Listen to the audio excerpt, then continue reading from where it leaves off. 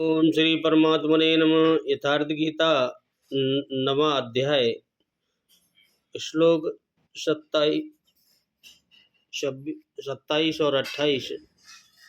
आज भगवान ने किस किस के यहाँ प्रेम से भोजन किया उसके बारे में आपको बताएंगे। विदुर के घर जब 12 वर्ष का वनवास और 1 वर्ष का अज्ञातवास पूरा करके जब पांडवों ने दुर्योधन से अपने राज्य की मांग की, तब दुर्योधन ने राज्य देने से साफ इनकार कर दिया। इस बार पांडवों की ओर से स्वयं भगवान श्री कृष्ण दूत बनकर कौरवों के पास यहाँ गए। बाहरी शिष्टाचार दिखलाने के लिए दुर्योधन ने उनके स्वागत की बड़ी तैयारी की थी। जब भोजन के लिए कहा तब भगवान ने अस्वीकार कर दिया, तेरे यहाँ भोजन नहीं करूँगा। दुर्योधन के कारण पूछने पर भगवान ने कहा, भोजन 2 प्रकार का किया जाता है, और ध्यान से सुनना। 2 प्रकार से किया जाता है, या तो प्रेम हो, वहाँ जो कुछ भी मिले बड़े आनंद से खाया जाता है, या जब भूख के मारे प्राण जाते हों तब चाहे जहाँ चाहे जिस भाव से जो कुछ मिले उसी से उदर पूर्ति करनी पड़ती है। यहाँ दोनों ही बातें नहीं है। प्रेम तो आप में है ही नहीं और भूखा में नहीं मरता। इतना कहकर भगवान बिना ही बुलाए भक्त विदुर जी के घर चले गए। पितामह भीष्म, द्रोणाचार्य, कृपाचार्य, ब्राह्मणी आदि बड़े बूढ़े आदि लोगों ने विदुर के घर जाकर श्री कृष्ण ने अपने अपने घर चलने के लिए भी अनुरोध किया, परंतु भगवान किसी के यहाँ नहीं गए और उन्होंने विदुर जी के घर पर ही उनके अत्यंत प्रेम से दिए हुए पदार्थों का भोग लगाकर उन्हें कृतार्थ कर दिया। दुर्योधन की मेवा त्यागी साग विदुर घर खायो, इसीलिए यह कहावत प्रसिद्ध है। ऐसे ही सुदामा जी भगवान श्री कृष्ण के बाल्य काल के सखाते दोनों उज्जैन में संदीपनी मुनि के महाराज के घर एक साथ ही पढ़ते थे। सुदामा वेद वेत्ता विषयों से विरक्त, शांत और जितेंद्रिय थे। विद्या पढ़ चुकने पर दोनों सखा अपने अपने घर चले गए। सुदामा बड़े ही गरीब थे। एक समय ऐसा हुआ कि लगातार कई दिनों तक इस ब्राह्मण परिवार को अन्न के दर्शन नहीं हुए। भूख के मारे बेचारे ब्राह्मण के मुख सूख गए। बच्चों की दशा देखकर उसकी छाती भर आई। वह जानती थी कि द्वारकाधीश भगवान श्री कृष्ण मेरे स्वामी के सखा हैं। उसने डर से कांपते कांपते पति को सब हालत सुनाकर द्वारका जाने के लिए अनुरोध किया। वह पति के निष्काम भाव को जानती थी। उसने कहा, प्रभु, मैं जानती हूँ कि आपको धन की रत्ती भर भी चाह नहीं है, परंतु धन बिना गृहस्थी का निर्वाह होना बड़ा कठिन काम है। अतः मेरी समझ से आप अपने प्रिय मित्र के पास जाना ही आवश्यक और उचित है। सुदामा ने सोचा कि ब्राह्मणी दुखों से घबरा कर धन के लिए मुझे वहाँ भेजना चाहती है। उन्हें ऐसे कार्य के लिए मित्र के घर जाने का बड़ा संकोच हुआ। वो कहने लगे, पगली, क्या तू धन के लिए मुझे वहाँ भेजती है? क्या ब्राह्मण कभी धन की इच्छा किया करते हैं? अपना तो काम भगवान का भजन ही करना है। भूख लगने पर भीख मांग ही सकते हैं। ब्राह्मणी ने कहा, यह तो ठीक है, परंतु यहाँ भीख भी नहीं नसीब होती। मेरे फटे चितड़े और भूख से झटपटाते बच्चों के मुंह की ओर तो देखिए। मुझे धन नहीं चाहिए। मैं नहीं कहती कि आप उसके पास जाकर राज्य या लक्ष्मी लांगे। अपनी इस दीन दशा में एक बार वहां जाकर आप उनसे मिल तो आइए। सुदामा ने जाने से बहुत आनाकानी की, परंतु अंत में वह विचार करके चलो इसी बहाने श्री कृष्णचंद्र के दुर्लभ दर्शन परम लाभ होगा। सुदामा जी ने जाने का निश्चय कर लिया, परंतु खाली हाथों कैसे जाए। उन्होंने स्त्री से कहा, हे कल्याणी, यदि कुछ भेंट देने योग्य सामग्री घर में हो तो लाओ। पति की बात तो ठीक थी, परंतु वह बेचारी क्या देती। घर में अन्न की एक किनका भी नहीं था। ब्राह्मणी चुप हो गई, परंतु आंख यह सोच कर कि कुछ दिए बिना सुदामा जाएंगे नहीं। वह बड़े संकोच से पड़ोसन के पास गई। आशा नहीं थी कि, परंतु पड़ोसन ने दया करके 4 मुट्ठी चिवड़े उसे दे दिए। ब्राह्मणी ने उनको एक मेले कुचले फटे तिछड़े बांधकर श्री कृष्ण की भेंट के लिए पति को दिया। सुदामा जी द्वारका पहुँचे। पूछते पूछते भगवान के महलों के दरवाजे गए। वहाँ पर कविवर नरोत्तम जी ने बड़ा सुंदर वर्णन किया है। वे लिखते हैं कि द्वारपाल सुदामा जी को आदर से वहीं बैठाकर संवाद देने प्रभु के पास गया और वहां जाकर उसने क्या कहा।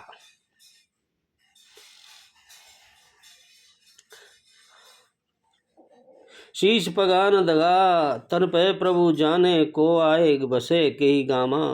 धोती फटीसी लटी डुबटी अरु पाम अपनों की नहीं सामा। द्वार खड़ो दुज दुर्लभ देख रहो चकिसो बसुधा अविरामा। पूछत दीन दयाल को धाम बतावत अपनो नाम सुदामा।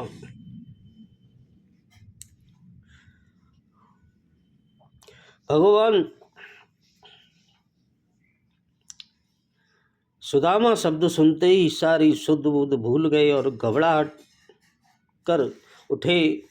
मुकुट वहीं रह गया, पीताम्बरी कहीं गिर पड़ा, पादुका भी नहीं पहन पाई और दौड़े द्वार की ओर। भगवान ने दूसरे सुदामा का बराल देकर कहा, क्या कहा। ऐसे बिहाल बिवायन सो पग कटंक जाल गड़े मुने जोए। हाय महादुख पाए सखा तुम आए इते न कहे कते दिन खोए।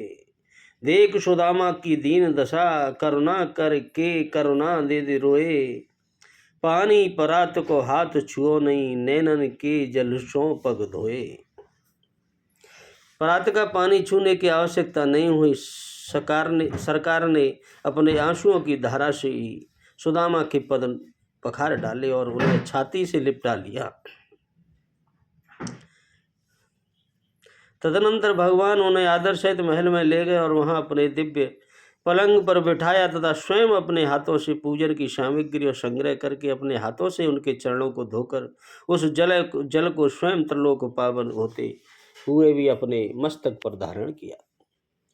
तदनंतर भगवान ने प्रिय मित्र के शरीर में दिव्य गंध युक्त चंदन अगर कुमकुम लगाए और सुगंधित धूप दीप आदि से पूजन करके उन्हें दिव्य भोजन कराया, पान सुपारी दी। ब्राह्मण सुदामा का शरीर अत्यंत मलिन और क्षीण था। देह भर में स्थान स्थान पर नसें निकली हुई थी। वे एक फटा पुराना कपड़ा पहने हुए थे, परंतु भगवान के प्रिय सखा होने के नाते साक्षात लक्ष्मी का अवतार रुक्मिणी जी अपनी सखी देवियों सहित रत्न दंड युक्त व्यजन चामर हाथों से लिए परम दरिद्र भिक्षुक ब्राह्मण की कड़ी चाव से सेवा पूजा करने लगी। भगवान श्री कृष्ण सुदामा का हाथ अपने हाथ से लेकर लड़कपन की मनोहर बातें करने लगे।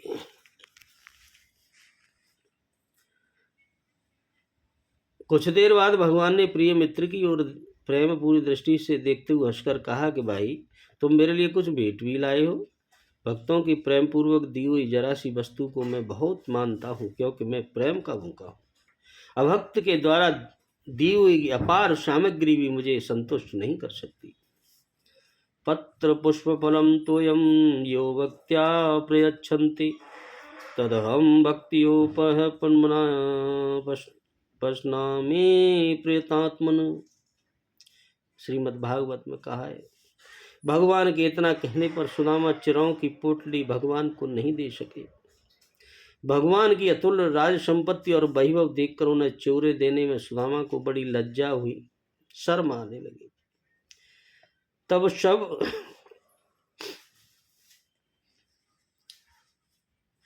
प्राणियों के अंतर की बात जानने वाले हरि ने ब्रह्मा के जाने का कारण समझकर, ब्राह्मण के आने का कारण समझकर विचार किया कि यह मेरा निष्काम भक्त और प्रिय सखा है। इसने धन की कामना से पहले भी कभी मेरा भजन नहीं किया और न अब भी इसे किसी तरह की कामना है, परंतु यह अपनी पतिव्रता पर पत्नी की प्रार्थना मेरे पास आया है। अतः ऐसे में वह भोग और मोक्ष रूप संपत्ति दूंगा जो देवताओं को भी दुर्लभ है। यह विचार कर भगवान ने यह कहा कि यह क्या है। कहकर जल्दी से सुदामा के बगल में दबी हुई चिरों की पोटली जबरदस्ती खींच ली और पुराने फटा कपड़ा था, पोटली खुल गई और चिवरे उधर उधर बिखर गए। भगवान बड़े प्रेम से कहने लगे,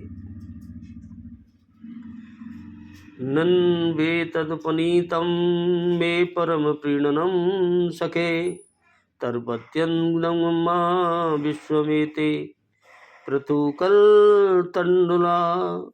हे सके, आपके द्वारा लाया हुआ यह अक्षरों का उपहार मुझको अत्यंत प्रसन्न करने वाला है। मैं चोरे मुझको और मेरे साथ ही समस्त विश्व को तृप्त कर देंगे। यूँ कहकर भगवान उन बिखरे हुए चोरों को बीन बीन कर उन्हें चबाने लगे। भक्त के प्रेम पूर्वक लाए हुए उपहार का इस प्रकार भोग लगाकर भगवान ने अपने अतुलनीय प्रेम का परिचय दिया। कुछ दिन बड़े आनंद पूर्वक वहाँ रहकर सुदामा जी अपने घर लौटे। इधर घर का रूपांतरण हो गया था। भगवान की लीला से टूटी मढ़िया स्वर्ग महल के रूप में परिणित हो चुकी थी। सुदामा ने भगवान की लीला समझकर उसे स्वीकार किया। उन्होंने मन ही मन कहा, धन्य है मेरे सखा, सिंह के याचकों को बिना बताए गुप्त रूप से सब कुछ देकर उसकी मनोरथ पूर्ण करते हैं। परंतु मुझे धन नहीं चाहिए। मेरी तो बार बार यही प्रार्थना है कि जन्म जन्मांतर में वही श्री कृष्ण मेरे सुहृदय सखा और मित्र हों और मैं उनका अनन्य भक्त रहूं। मैं इस संपत्ति को नहीं चाहता। मुझको तो प्रत्येक जन्म मनुष्य सर्वगुण संपन्न भगवान की विशुद्ध भक्ति और उनके भक्तों का पवित्र संग मिलता रहे। वे दया करके ही धन नहीं दिया करते, क्योंकि धन के गर्भ से धनवानों का अतः पतन हो जाता है। इसलिए वह अपने अदूरदर्शी भक्तों को संपत्ति, राज्य और ऐश्वर्य नहीं देते। सुदामा आजीवन अनासक्त भाव से घर में रहे और उन्होंने अपना सब समय भगवान के भजन में ही बिताया। ऐसे ही द्रौपदी के लिए भगवान ने क्या किया। पांडव वन में रहकर अपने दुख के दिन काट रहे थे, परंतु दुर्योधन की खलमंडली अपनी दुष्टता के कारण उनके विनाश की ही बात सोचा रही थी। दुर्योधन ने एक बार दुर्वासा मुनि को प्रसन्न करके उनसे यह वर मांगा कि हमारे धर्मात्मा बड़े भाई महात्मा विदुर युधिष्ठिर अपने भाइयों सहित वन में रहते। एक दिन आप अपने 10,000 शिष्यों सहित उनके यहाँ भी जाकर अतिथि हो आइए, अब भोजन कर आइए। परंतु इतनी प्रार्थना है कि वहाँ सब लोगों के भोजन कर चुकने पर यशोनी द्रौपदी खा पी कर सुख से आराम कर रही हों, उसी समय जाइए। दुर्योधन ने दुष्ट मंडली की सलाह से यह सोचा कि द्रौपदी खा चुकने के बाद उस दिन के लिए सूर्य के दिए उस पात्र से अन्न मिलेगा नहीं। इससे कोपन स्वभाव दुर्वासा पांडवों को कोई न कोई शाप देकर भस्म कर डालेंगे। इस प्रकार सहज ही अपना काम सध जाएगा। यह ऐसे विचार थे। सरल हृदय दुर्वासा दुर्योधन के इस कपट को नहीं समझे, इसलिए वह उसकी बात मानकर पांडवों के यहाँ काम्यक वन में जा पहुंचे। पांडव द्रौपदी सहित भोजन आदि कार्यों से निवृत्त होकर सुख से बैठे वार्तालाप कर रहे थे। इतनी देर में 10,000 शिष्यों सहित दुर्वासा वहां जा पहुंचे। युधिष्ठिर ने भाइयों सहित उठकर ऋषि का स्वागत कर सत्कार किया और भोजन के लिए प्रार्थना की। दुर्वासा ऋषि ने प्रार्थना स्वीकार की और वे नहाने के लिए नदी तीर पर चले गए। इधर द्रौपदी को बड़ी चिंता हुई, परंतु इस विपत्ति में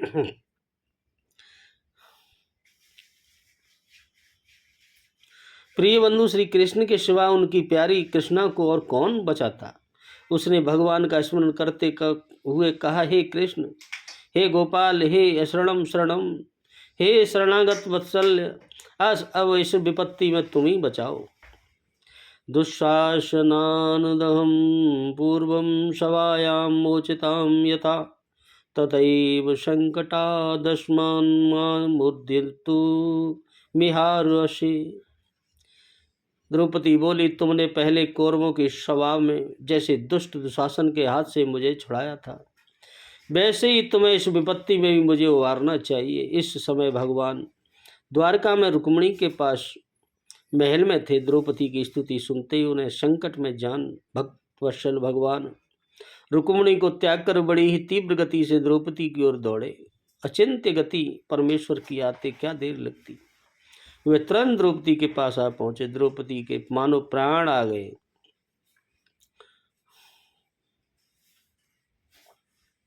उसने प्रणाम करके सारी विपत्ति भगवान को कह सुनाई। भगवान ने कहा, यह सब बात पीछे करना, मुझे बड़ी भूख लगी है, मुझे शीघ्र कुछ खाने को दो।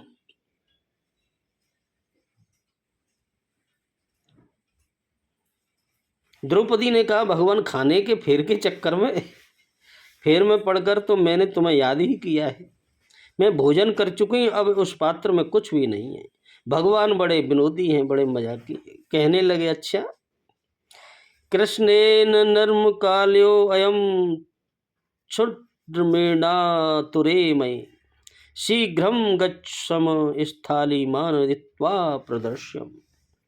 हे द्रौपदी, इस समय मैं भूख और रास्ते की थकावट से व्याकुल हो रहा हूँ।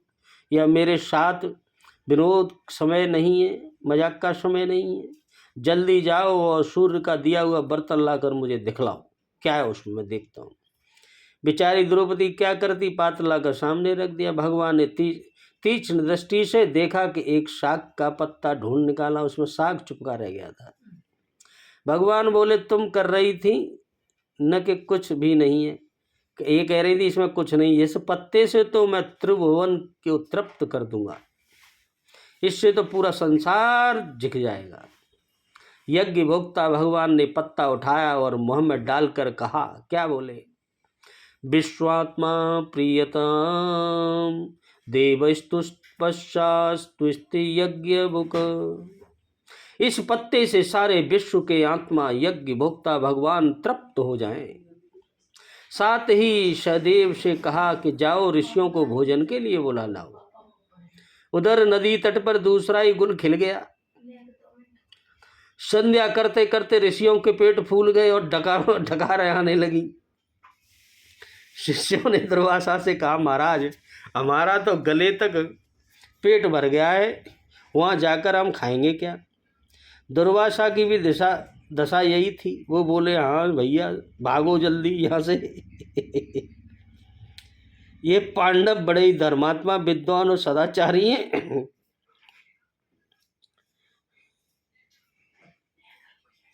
तथा भगवान श्री कृष्ण के अनन्य भक्त हैं। वे चाहें तो हमें वैसे ही भस्म कर सकते हैं, वैसे ही रुई को ढेर को आग करती है। मैं अभी अम्बरीश वाली घटना भूला ही नहीं हूँ। श्री कृष्ण के शरणागत से मुझे बड़ा भारी डर लगता है। दुर्वासा के ये वचन सुन शिष्य मंडली यत्र तत्र भाग गई। सहदेव को कहीं कोई न मिला। अब भगवान ने पांडवों से और द्रौपदी से कहा, लो अब तो मुझे द्वारका जाने दो।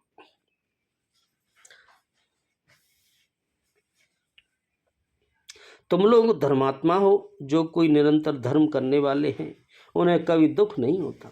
धर्म नित्यास्तु ये किंचिन ते सीदंति कहंचित।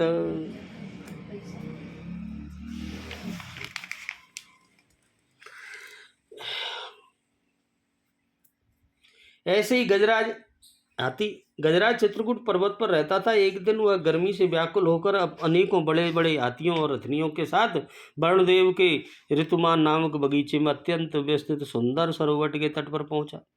तदनंतर वह सरोवर के अंदर घुस गया और अतुल अमृत तुल्य जल पीकर हथनियों और उनके छोटे छोटे बच्चों के साथ खेलने लगा। उस सरोवर में एक महान बलवान ग्राह ने राजा गजराज का पैर पकड़ लिया। गजराज ने अपना सारा बल लगा लिया, उसे पैर छुड़ाने की चेष्टा की, परंतु वह न छुड़ा सका। इधर ग्राह उसे जल के अंदर खींचने लगा। साथ ही हाथी और हथनियां सूंड सूंड में मिलाकर गजराज को बचाने के लिए बाहर खींचने लगे, परंतु उनकी एक भी नहीं चली।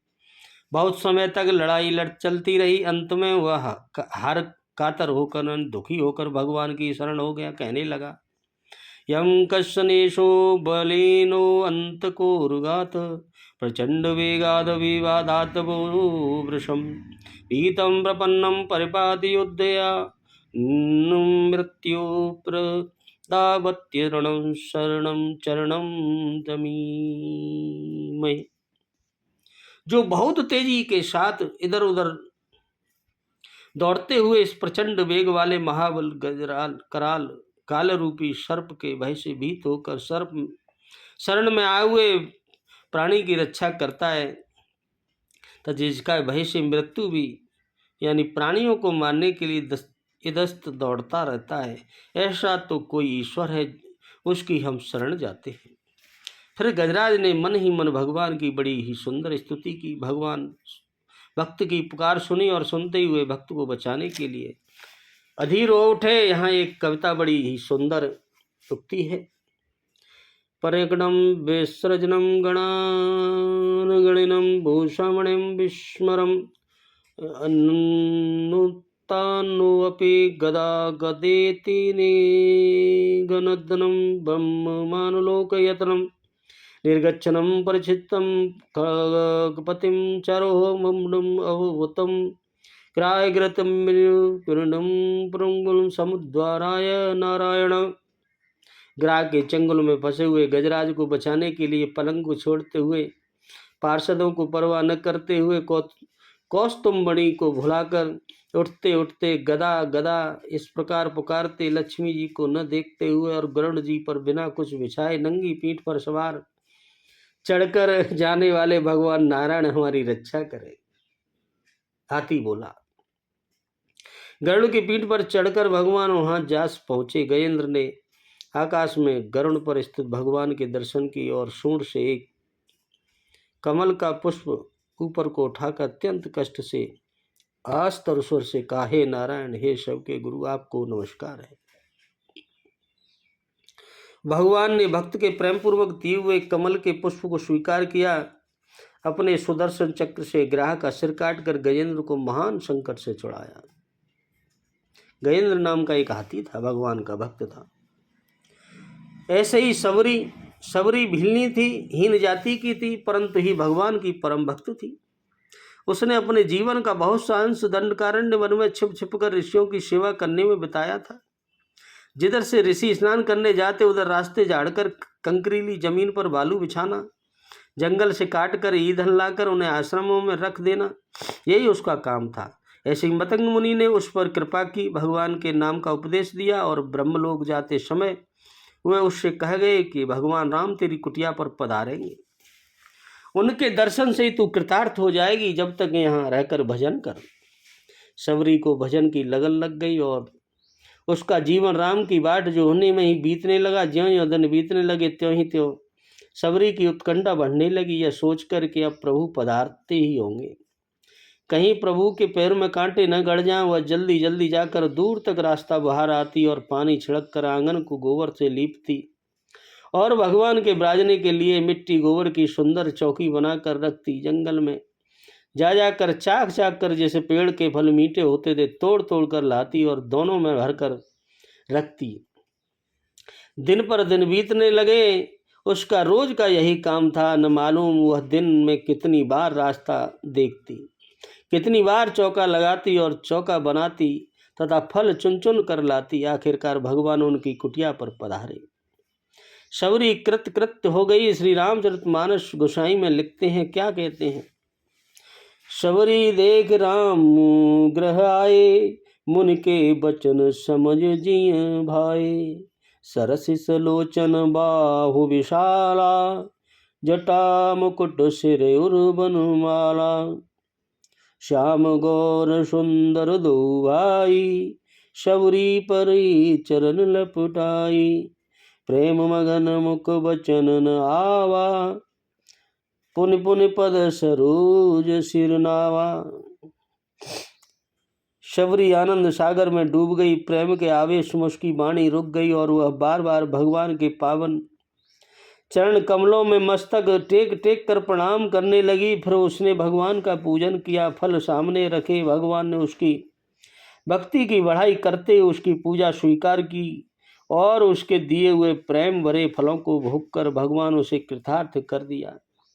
उसके फलों में भगवान को कितना अपूर्व स्वाद मिला, इसका वर्णन करते हुए श्री तुलसीदास कहते हैं,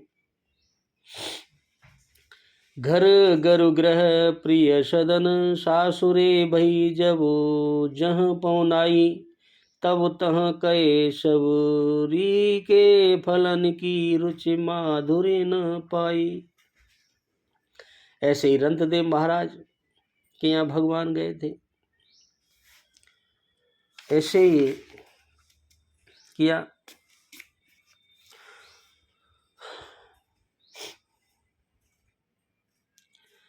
यज्ञ करोति यश नासी यत् सोति ददासी यत्, यत् तपस्यन्त कौन्तेय तत् कुरुषम अर्जुन।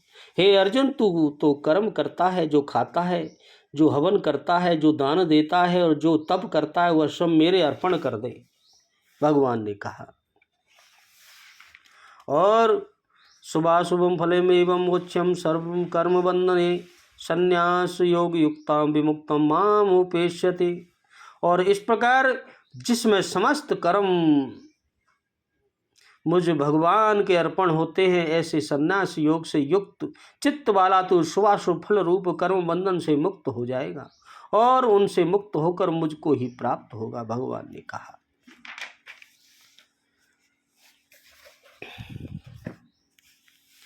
अर्जुन, तू जो कर्म यथार्थ कर्म करता है, जो खाता है, जो हवन करता है, समर्पण करता है, दान देता है, मन सहित इंद्रियों को जो मेरे अनुरूप तपाता है, वह सब मुझे अर्पण कर, अर्थात मेरे प्रति समर्पित होकर यह सब कर।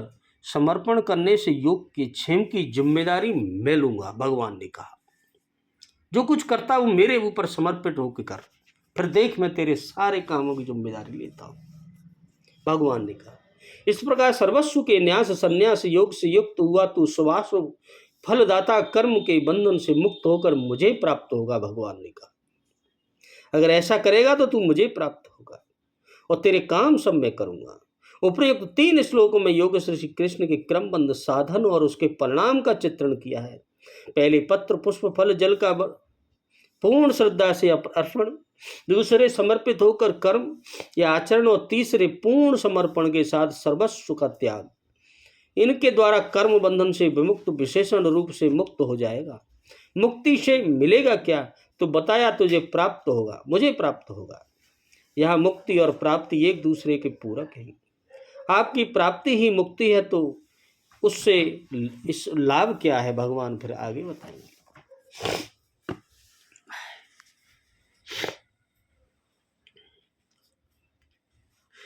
यत पद के साथ करोष्यचनम सोम ददाति तपस्या, इन 5 क्रियाओं का क्या भाव? इससे भगवान ने सब प्रकार के कर्तव्य कर्मों का समाहार किया है। अभिप्राय यह है कि यज्ञ दान और तप के अतिरिक्त जीविका निर्वाह आदि के लिए किए जाने वाले वर्ण आश्रम और लोक व्यवहार के कर्म तथा भगवान का भजन ध्यान आदि जितने भी शास्त्रीय कर्म हैं, उन सबका समावेश यत करोषि में शरीर पालन के निमित्त किए जाने वाले खान पान आदि कर्मों का यदस्नान, इसमें पूजन और हवन संबंधी का यज्ञो, इसमें सेवा और दान संबंधी समस्त कर्मों का यदासी में और संयम तथा तप संबंधी समस्त कर्मों का यतम यश से किया गया है। उपर्युक्त समस्त कर्मों को भगवान अर्पण करना किसे कहते हैं? साधारण मनुष्य को उन कर्मों में ममता और आसक्ति होती है तथा यहाँ उनमें फल की कामना रखते हैं। अतः समस्त कर्मों में ममता, आसक्ति और फल की इच्छा का त्याग कर देना, यह समझना कि समस्त जगत भगवान का है। मेरे मन बुद्धि शरीर तथा इंद्रिय भी भगवान के ही हैं। मैं स्वयं भी भगवान हूँ, इसीलिए मेरे द्वारा जो कुछ भी यज्ञ आदि कर्म किए जाते हैं वे सब भगवान के हैं।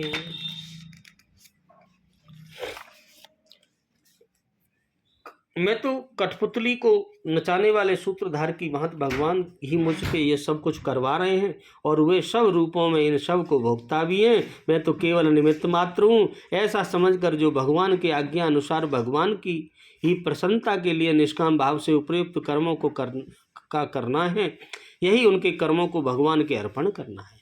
पहले किसी दूसरे उद्देश्य से किए हुए कर्मों को पीछे से भगवान अर्पण करना, कर्म करते करते बीच में ही भगवान के अर्पण कर देना, कर्म समाप्त होने के साथ साथ भगवान के अर्पण कर देना, अथवा कर्मों का फल ही भगवान के अर्पण करना, इस प्रकार का अर्पण वास्तव में अर्पण करना है या नहीं, इस प्रकार से भगवान की अर्पण करना पहले इसी प्रकार होता है। ऐसा करते ही उपयुक्त प्रकार से पूर्णतः भगवान दर्पण होता है। और एवं पद के साथ संन्यास योगात्मा का क्या भाव है? प्रयोग से यह भाव दिखाया कि संन्यास योग पद संख्योग अर्थात ज्ञान योग वाचक नहीं है, किंतु पूर्व श्लोक के अनुसार समस्त कर्मों को भगवान के अर्पण कर देना ही यहाँ संन्यास योग है। इसीलिए ऐसे संन्यास योग से जिसका आत्मा युक्त हो, जिसके मन और बुद्धि पूर्व श्लोक के अनुसार समस्त कर्म भगवान के अर्पण करने का भाव सुदृढ़ हो गया, उसे संन्यास योग युक्त आत्मा के समझना ही चाहिए। और शुभाशुभ फलरूप कर्म बंधन से मुक्त होना क्या है? उनमें मुक्त होकर भगवान की प्राप्त होना क्या है? जैसे भिन्न भिन्न शुभाशुभ कर्मों के अनुसार स्वर्ग नरक आदि पशु पक्षी एवं मनुष्य आदि लोगों के अंदर नाना प्रकार की योनियों में जन्म लेना, सुख और दुख का भोग करना, यही शुभाशुभ फल है। इसी को कर्म बंधन कहते हैं, क्योंकि कर्मों का फल भोगना ही कर्म बंधन में पड़ना है। उपर्युक्त प्रकार से समस्त कर्म भगवान के अर्पण कर देने वाला मनुष्य कर्म फल रूप पुनर्जन्म से और सुख और दुखों के भोग से मुक्त हो जाता है। यही शुभ अशुभ फल रूप कर्म बंधन से युक्त मुक्त हो जाना है। मरने के बाद भगवान के परम धाम में पहुंच जाना या इसी जन्म में भगवान को प्रत्यक्ष प्राप्त कर लेना ही उस कर्म बंधन से मुक्त होकर भगवान को प्राप्त करना है। पूर्व श्लोक के कथानुसार तदर्पण कर्म करने वाले मनुष्य अशुभ कर्म तो करता ही नहीं, फिर अशुभ के फल से छूटने की बात यहाँ कैसे की गई है। इस प्रकार से साधन में लगने से पहले पूर्व के अनेक जन्मों और अन्य ऐसे जन्म में भी इसके द्वारा जितने भी अशुभ कर्म हुए हैं, सर्वारंभा ही दोषेण धूमे नाग्नि न निवावृता के अनुसार विहित कर्मों के करने से जो आनुषंगिक दोष बन जाते हैं, उन सब से भी कर्मों को भगवत दर्पण करने वाला साधक मुक्त हो जाता है। यही भाव दिखलाने के लिए शुभ और अशुभ दोनों प्रकार के कर्म फलों से मुक्त होने की बात कही गई। शुभ कर्मों का फल बंधन कारक क्यों बतलाया गया। पूर्व श्लोक के कथानुसार जब समस्त शुभ कर्म भगवान के अर्पण हो जाते हैं तब तो उनका फल भगवत प्राप्ति ही होता है, परंतु सकाम भाव से किए हुए शुभ कर्म इहलोक और परलोक में भोग रूप फल देने वाले होते हैं। जिन कर्मों का फल भोग प्राप्ति है उसे वे पूर्व जन्म के डालने वाले और भोग इच्छा तथा आसक्ति से भी बांधने वाले होते हैं। इसीलिए उनके फल को बंधन कारक भगवान बतलाना ठीक ही है, परंतु इससे यह नहीं समझना चाहिए कि शुभ कर्म त्याज्य हैं। शुभ कर्म तो करना ही चाहिए, परंतु उनका कोई फल न चाहकर उन्हें भगवत दर्पण करते रहना चाहिए। ऐसा करने से उनका फल बंधन कारक न होकर भगवान की प्राप्ति हो जाएगा। इस प्रकार से भगवान की भक्ति करने वाले को भगवान की प्राप्ति होती है, दूसरों को नहीं होती। इस कथन से भगवान से विषमता के दोष की आशंका हो सकती है। अतएव इसका निवारण करते हुए भगवान आगे बताएंगे। बोलो राधे राधे, जय श्री कृष्ण।